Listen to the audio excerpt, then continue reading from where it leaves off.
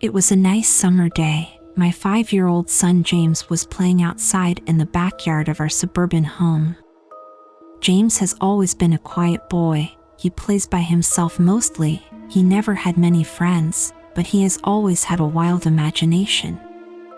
I was in the kitchen feeding our dog Fido when I heard what sounded like James talking to someone in the backyard. I'm not sure who it was he could be talking to. Could he have finally made a friend?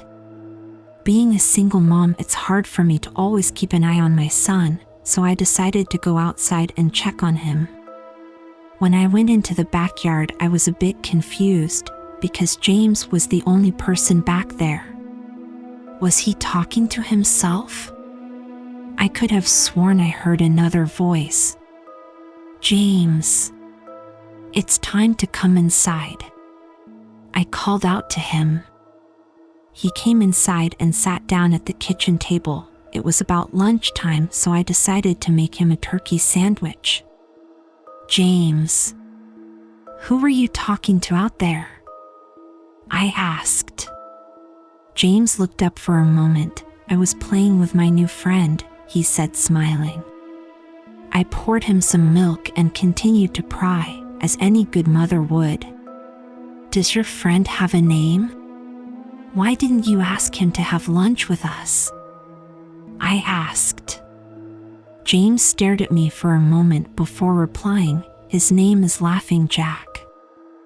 I was a bit taken back by what he had said. Oh, that's a strange name. What does your friend look like? I asked, a bit confused. He's a clown. He has long hair and a big swirly cone nose. He's got long arms and baggy pants with stripy socks, and he always smiles. I realized my son was talking about an imaginary friend. I suppose it is normal for kids his age to have imaginary friends, especially when he has no real kids to play with. It's probably just a phase. The rest of the day went by as per usual, and it was starting to get late, so I put James to bed. I tucked him in, gave him a kiss, and made sure to turn on his nightlight before I closed the door. I was pretty tired myself, so I decided to go to bed not long after. I had an awful nightmare. It was dark.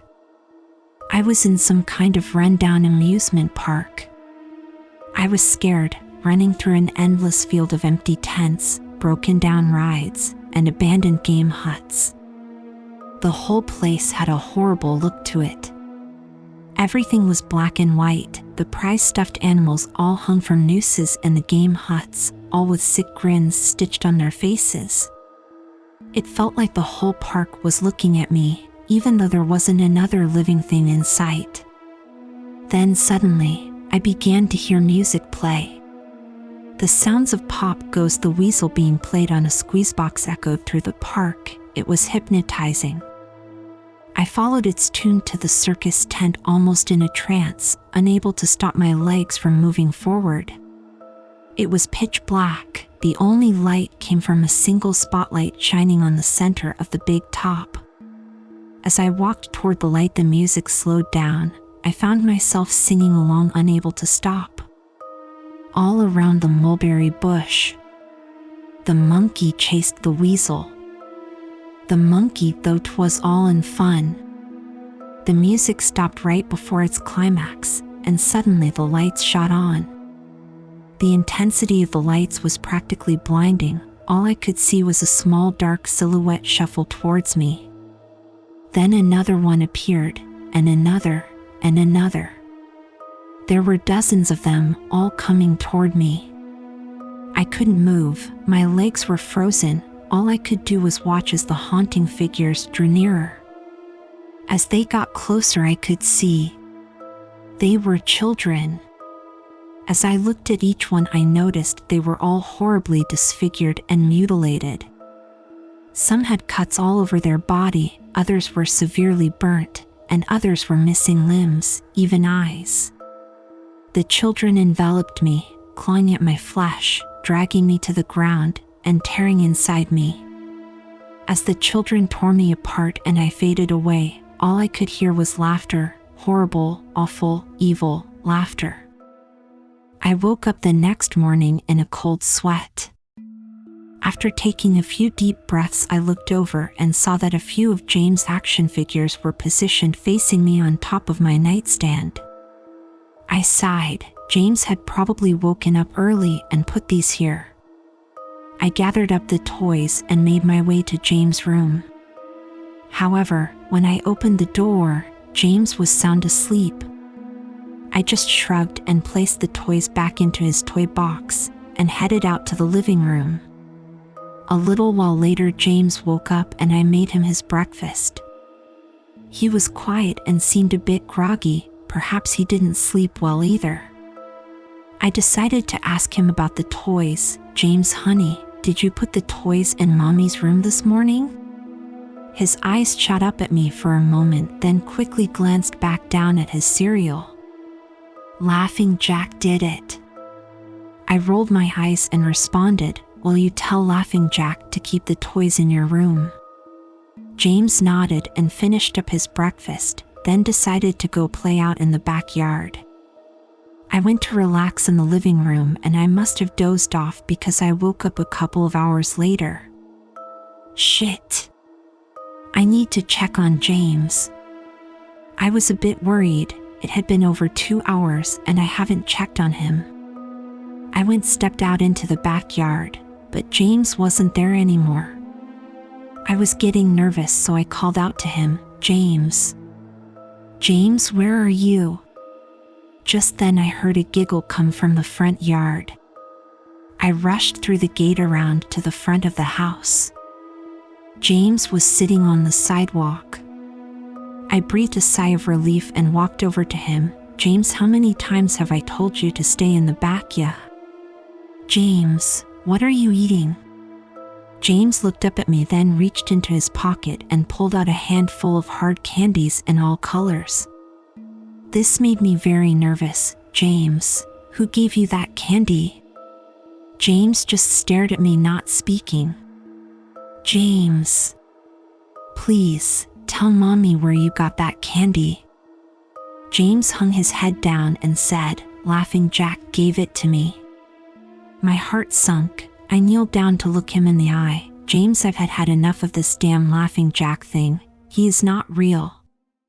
Now this is a very serious situation and I need to know who gave you the candy. I could see my son's eyes tear up. But Mama, Laughing Jack did give me the candy. I closed my eyes and took a deep breath. James has never lied to me, but what he's telling me is impossible. I make him spit out the candy and I throw the rest away. James appears to be fine. Maybe I'm just overreacting. After all, he could have gotten it from Tom and Linda from next door or Mr. Walker down the street. Either way, I'm going to have to keep a closer eye on James. That night I put James to bed as usual and decided to go to bed early myself. Suddenly I was woken up by a loud bang coming from the kitchen. I sprung out of bed and hurried down the stairs. When I got to the kitchen, I was horrified. Everything on the counters had been thrown on the floor, and our dog Fido hung dead from the light fixture.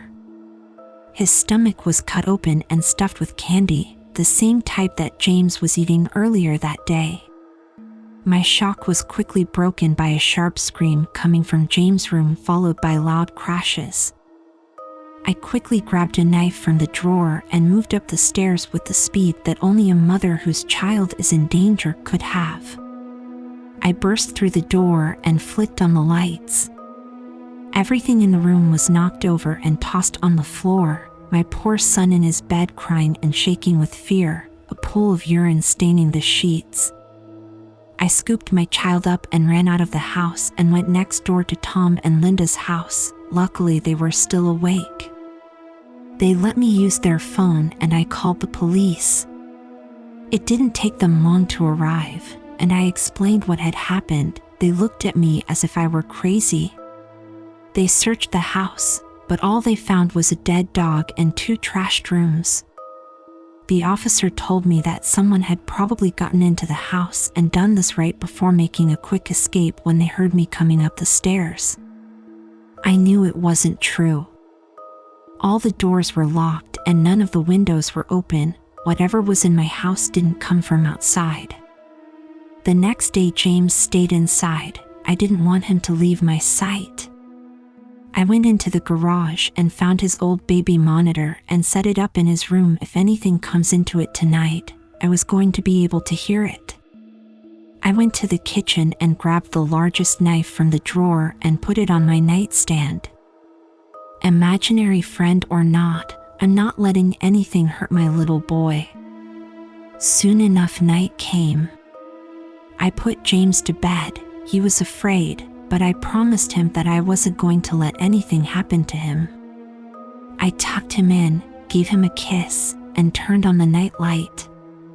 Before closing the door, I whispered to him, "Good night, James, I love you."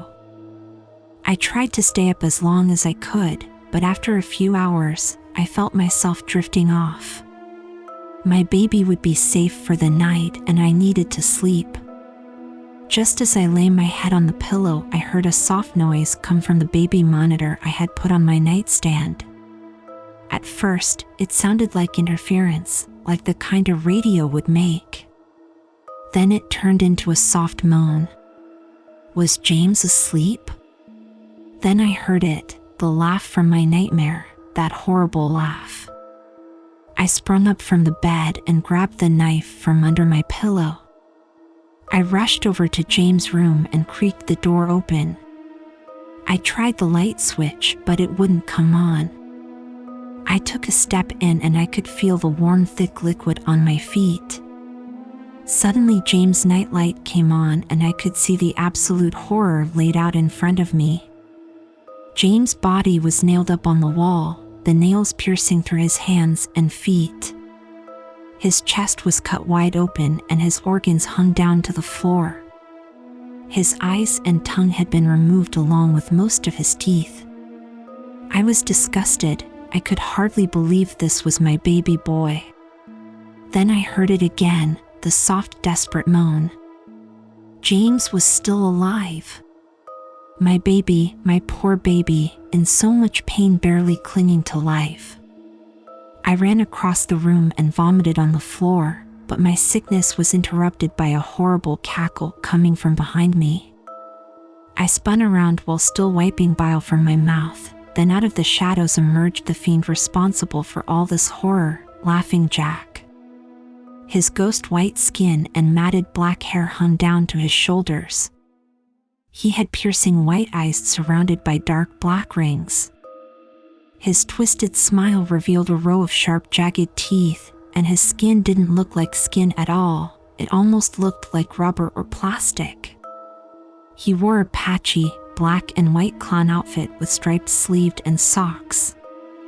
His body itself was grotesque, his long arms hanging down past his waist, and the way he was poised made him look almost boneless, like a rag doll.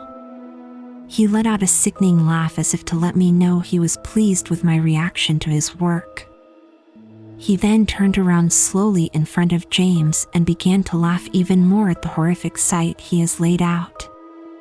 That was enough to shake me from my terror. I snapped, "Get away from him, you bastard." I rushed at the monster, raising the knife above my head and stabbed down at him, but as soon as the knife touched him, he disappeared in a cloud of black smoke.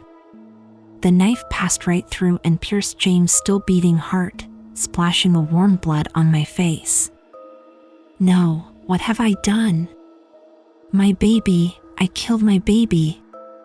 I immediately fell to my knees, and I could hear sirens in the distance growing louder.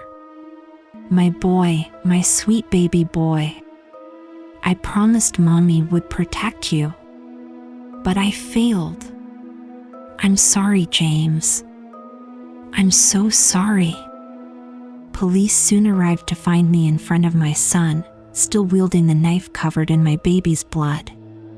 The trial was short, insanity. I was placed in the Ferropoulos house for the criminally insane, where I have been for the past 2 months.